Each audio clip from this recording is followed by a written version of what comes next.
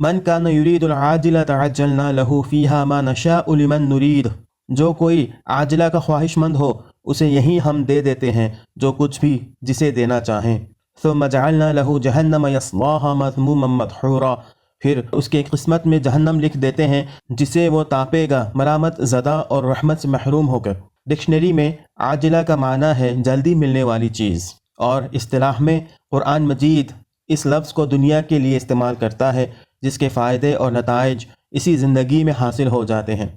اس کے مقابلے کی اصطلاح آخرت ہے جس کے فائدے اور نتیجے کو موت کے بعد دوسری زندگی تک مؤخر کر دیا گیا ہے۔ کچھ ضروری نہیں ہے کہ دنیا کی ہر ایک چاہت پوری ہو، جس کا جو ارادہ اللہ پورا کرنا چاہے کر دے، لیکن ہاں ایسے لوگ آخرت میں خالی ہاتھ رہ جائیں گے۔ یہ تو وہاں جہنم کے گڑھے میں گھرے ہوئے ہوں گے، نہایت برے حال میں ذلت و خواری میں ہوں گے، کیونکہ یہاں انہوں نے ختم ہونے والے کو ہمیشہ رہنے والے پر، دنیا کو آخرت پر ترجیح دی تھی، اس لیے وہاں رحمت الہی سے دور ہوں گے۔ ومن اراد الآخرہ وسعى لها سعیها وهو مؤمن، اور جو آخرت کا خواہش مند ہو اور اس کے لیے سعی کرے جیسی کہ اس کے لیے سعی کرنی چاہیے، اور وہ مومن ہو،